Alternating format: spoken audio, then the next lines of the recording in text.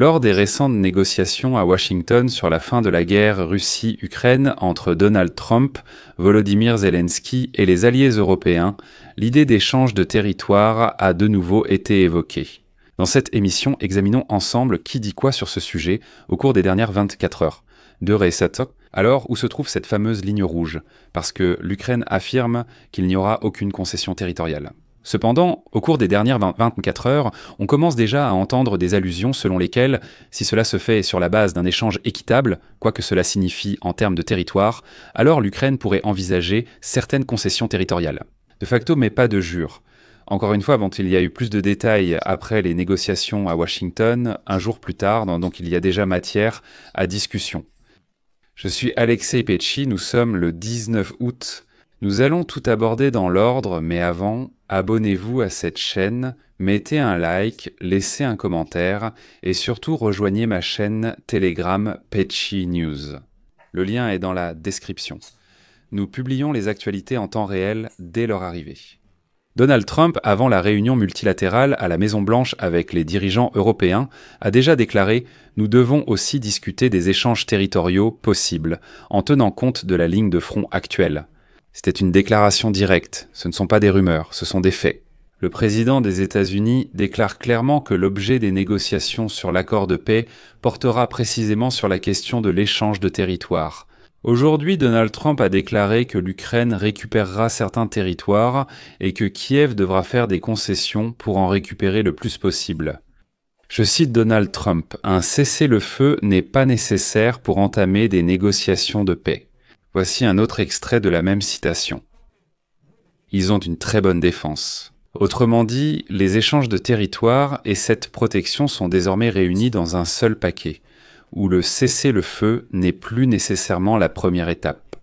Autrement dit, si auparavant Trump disait lui-même que d'abord il fallait un cessez-le-feu comme geste de bonne foi, puis seulement des négociations, maintenant Trump déclare qu'en principe, il n'est pas nécessaire d'avoir un cessez-le-feu pour conclure un accord. Le contour des exigences russes. Il a déjà été reconstitué par plusieurs médias, donc je vais essayer maintenant de vous donner une vue d'ensemble.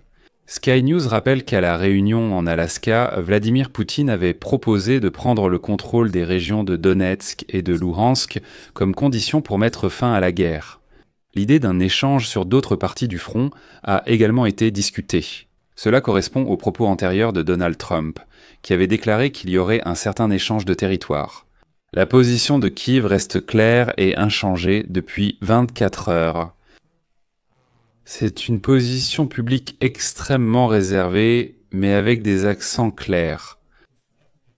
Parce que Zelensky a clairement indiqué que les garanties de sécurité seront formalisées par écrit dans un délai de 7 à 10 jours concernant les territoires. Devant la caméra, il évite les formules directes, mais il laisse entendre que les questions sensibles sont l'objet de sa conversation personnelle avec Poutine, et non de déclarations à la presse. En lien avec cela, Zelensky a affirmé que seule la force peut contraindre la Russie à la paix, l'échange direct n'étant pas considéré comme une solution pacifique.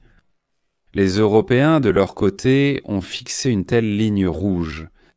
À plusieurs reprises à Washington, il a été affirmé que le cessez-le-feu devrait avoir lieu d'ici la semaine prochaine. Aucune consolidation de l'agression. Et ce sont les premières conditions pour entamer des négociations concrètes. Indirectement, c'est la même formule chez Ursula von der Leyen, appelée l'équivalent de l'article 5 de la charte de l'OTAN, où il n'est nullement question de territoire en échange de garanties. Autrement dit, il n'y a pas un mot dans la formulation européenne selon laquelle l'Ukraine devrait céder des territoires en échange de garanties de sécurité de la part des Européens et des Américains. Il y a un automatisme de réaction. Les Européens insistent maintenant sur le fait que, écoutez, d'accord, Trump ne veut pas de cessez-le-feu, mais Trump exige un échange de territoire. Les Européens disent, écoutez, il ne doit y avoir aucun échange de territoire, car aucune frontière ne doit être violée ou révisée par la force. Mais maintenant, les Européens relâchent un peu cette question territoriale et disent que d'accord. Concentrons-nous sur les garanties de sécurité, mais il doit y être clairement inscrit l'automaticité du déclenchement de ces garanties, c'est-à-dire ce que la Russie doit faire et comment les pays occidentaux doivent réagir. Keir Starmer a souligné que les conséquences pour la Russie en cas de violation de tout accord de paix doivent être clairement définies. Eh bien, Cela permet également de mettre un véritable obstacle à cet échange de territoire comme prix pour des garanties de sécurité. Que disent aujourd'hui en général les médias occidentaux ? Par exemple, Reuters écrit que les dirigeants européens poussent de Trump à un cessez-le-feu avant tout accord.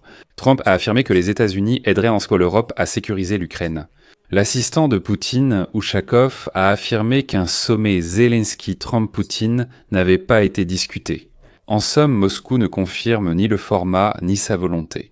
The Guardian indique que Trump négociera la protection de l'Ukraine et des échanges de territoires, tandis que Zelensky évoquera sa volonté de rencontrer et des garanties sous 10 jours. Sky News écrit que l'Ukraine recevra finalement des garanties de sécurité similaires à l'article 5 de la charte de l'OTAN. L'Europe assume la majeure partie du fardeau. Les échanges de territoires restent un sujet de discussion. Aucune décision finale n'a encore été prise à ce sujet. En ce qui concerne la situation sur la ligne de front, il faut comprendre que tout échange de territoire se heurte juridiquement à la constitution de l'Ukraine. Il est clairement stipulé qu'il est interdit de céder un territoire souverain à l'agresseur. Politiquement, tout cela suit le principe de l'Union européenne. Les frontières ne changent pas par la force.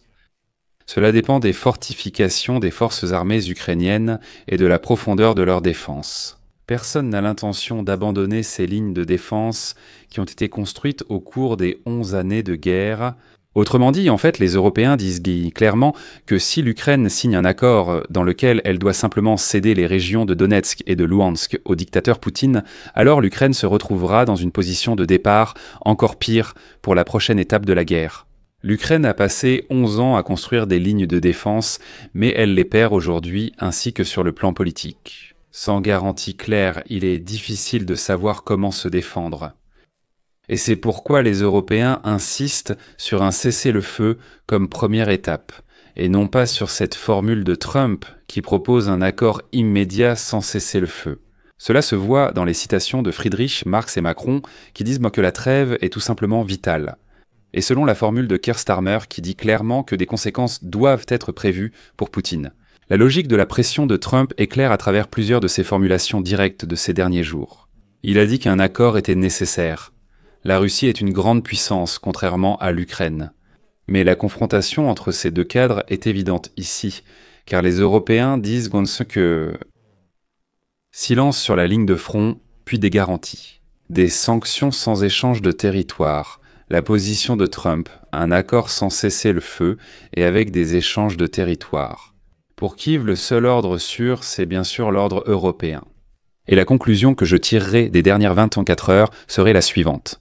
La question de l'échange de territoire, officiellement soulevée par le président des États-Unis et activement soutenue par le Kremlin, reste bloquée au niveau décisionnel. Le droit et la politique de l'Union européenne, ainsi que les engagements publics de sécurité comparables à l'article 5 de la charte de l'OTAN.